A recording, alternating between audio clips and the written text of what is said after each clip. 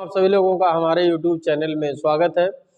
आज हम लोग यूपी बोर्ड परीक्षा 2024 का MCQ लगाने जा रहे हैं, जो कि बहुत ही इम्पोर्टेंट है। इस टाइप से बोर्ड परीक्षा में प्रश्न आते हैं और आप सभी लोग इस वीडियो को देखिए बढ़िया से। प्रश्न नंबर 1 है, दिया गया है बिंदुओं 5,0 और -12,0 के बीच की दूरी ज्ञात करना है। तो दूरी का फार्मूला पता है कि दो बिंदुओं के बीच की दूरी का फार्मूला हम लोग जानते हैं। किसके बीच में निकालना है, देखिए जैसे दिया गया है 5,0 और निकालना है -12,0, इसी के बीच की दूरी निकालना। तो हम लोग क्या करते हैं, इसको x1 मान लेते हैं, इसको क्या मानेंगे y1, यहाँ पे मानेंगे x2, y2। और दो बिंदुओं के बीच की दूरी का फार्मूला होता है d बराबर, सभी लोग जानते हैं कि √x2 - x1 का whole square plus y2 - y1 का होल स्क्वायर। अब इसी में वैल्यू रख देंगे, तुरंत आंसर आ जाएगा। √x2 का मान कितना है -12 -x1 का मान कितना है 5 का स्क्वायर प्लस y2 का मान कितना है 0 माइनस y1 कितना है 0 का होल स्क्वायर।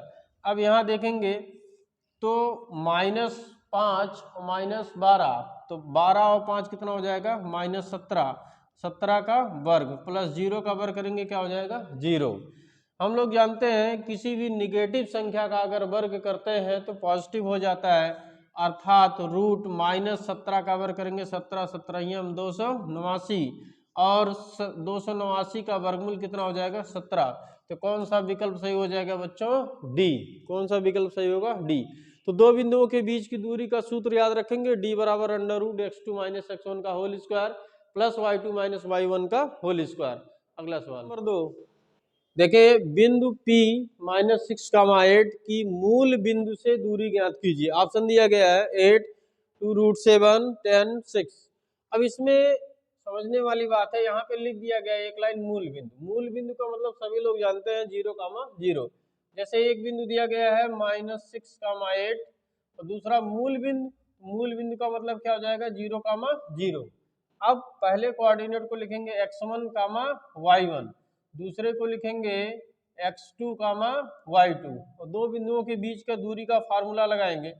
अंडर रूट सबको पता होगा कि x2 - x1 का whole square plus y2 - y1 का होल स्क्वायर, सब लोग जानते हैं।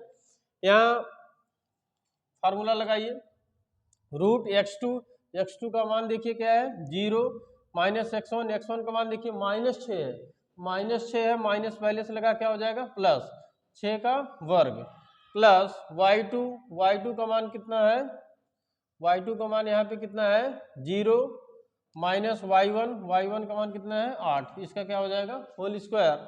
तो d बराबर यहाँ 0 में 6 जोड़ेंगे तो 6 हो जाएगा, 6 का वर्ग प्लस 0 में से 8 घटाएंगे तो -8 का क्या हो जाएगा वर्ग। तो d बराबर हो जाएगा √6 का वर्ग करेंगे 6 के 36। किसी भी निगेटिव का वर्ग करते हैं तो पॉजिटिव आता है, -8 का वर्ग करेंगे तो 8 8 कितना हो जाएगा 64 और 36 और 64 जोड़ेंगे कितना हो जाएगा 100 और 100 का वर्गमूल हम लोग जानते हैं 10। तो कौन सा विकल्प सही है 10। नेक्स्ट क्वेश्चन तीसरा देखेंगे, ये इंपॉर्टेंट है, देखिए भाई ध्यान से।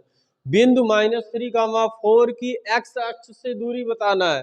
ऑप्शन दिया गया है 3 है, -3 है, 4 है और 5 है। तो कहा गया है x अक्ष से दूरी। जब भी प्रश्न में कहेगा x अक्ष से दूरी तो y का मान रखेंगे। यहाँ देखिए x का मान कितना है -3 और y का मान कितना 4। तो x अक्ष से दूरी कहेगा तो y का मान, और y अक्ष से दूरी पूछेगा तो x का मान। यहाँ पूछा x अक्ष से दूरी तो x अक्ष से दूरी का मतलब y का मान, तो यहाँ y का मान कितना 4। कौन सा विकल्प सही हो जाएगा 4। नेक्स्ट क्वेश्चन नंबर 4 देखिए, उस त्रिभुज का केंद्र ज्ञात करना है जिनमें से त्रिभुज के शीर्ष दिए गए हैं 7,5 है, 5,7 है और -3,3 है। ऑप्शन दिया गया। अब यहाँ पे केंद्रक निकालना, क्या निकालना है केंद्रक।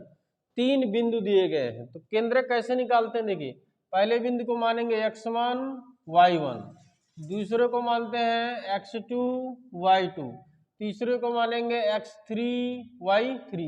केंद्रक के लिए फार्मूला है x बराबर होता है x1 plus x2 plus x3। कितनी संख्या है? 3। तो बटा क्या लिख देंगे? 3। वैल्यू रखिए।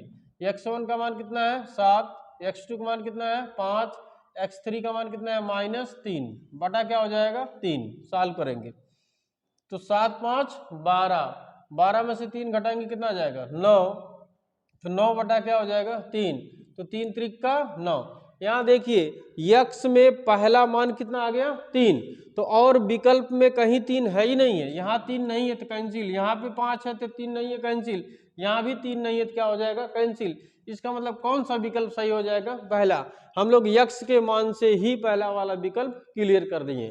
अब ऐसे y का वैल्यू निकाल सकते हैं कि y बराबर हो जाएगा y1 plus y2 plus y3। y क्या लिखेंगे? 3। तो ऐसे वैल्यू रख लीजिएगा। y1 का वैल्यू कितना है? 5, y2 का वैल्यू कितना है? 7 प्लस y3 का वैल्यू कितना है? 3। y कितना हो जाएगा? 3। तो जोड़ेंगे तो 7 5 12 और 12 3 कितना होता है? 15। 15 बटा 3 करेंगे, 3 5 15। तो देखिए आया ना, पहले आया कितना? 3, 5। तो ये वाला विकल्प सही है। नेक्स्ट क्वेश्चन, क्वेश्चन नंबर 5 देखिए। दो बिंदुओं के निर्देशांक -8, 0 तथा 0, -8 हैं। इन बिंदुओं से बने रेखाखंड के मध्य बिंदु के निर्देशांक ज्ञात करना। देखिए ऑप्शन दिया गया है। तो जैसे ये बिंदु है, कोई रेखा है, तो यहाँ पे ए बिंदु दिया गया है -8, 0। दूसरा बिंदु है बी, ये दिया गया है 0, -8। यहाँ पे मध्य बिंदु यहीं कहीं होगा बीच में P, इसका निर्देशांक निकालना है तो x क्या हो जाएगा? y। अगर दो बिंदु है उसका मध्य बिंदु निकालना है तो पहला वाला कोऑर्डिनेट x1 क्या हो जाएगा? y1। दूसरा हो जाएगा x2, y2। मध्य बिंदु के लिए x बराबर होता है x1 प्लस x2/2। x1 का मान है -8 प्लस x2 का मान क्या है? 0 बटा क्या लिखेंगे? 2। तो -8 प्लस 0 यानी -8 बटा 2। तो 2 चौक 8 यानी -4। देखिए -4 यहाँ नहीं है, x का मान कैंसिल हो गया। यहाँ -4 नहीं है, कैंसिल हो गया। यहाँ -4 नहीं है तो कैंसिल हो गया। तो कौन सा विकल्प सही हो जाएगा? सी। कौन सा विकल्प सही हो जाएगा? सी। पहले से ही निकल गया। ऐसे y बराबर निकाल सकते हैं। तो y बराबर क्या हो जाएगा? y1 plus y2/2। तो y1 का मान कितना है? 0 माइनस y2 का मान कितना है? 8 बटा क्या लिखेंगे? 2। यानी कि ये हो जाएगा -8 बटा 2 यानी -4। तो कौन सा विकल्प सही होगा? -4, -4। समझ में आया हो आप सभी लोगों को? तो वीडियो को लाइक, सब्सक्राइब, शेयर, कमेंट जरूर करिए और लोगों तक इतना पहुंचाइए कि हर एक व्यक्ति तक ये पहुंच जाए। और बोर्ड परीक्षा के लिए बहुत ही इम्पोर्टेंट है। Thank you.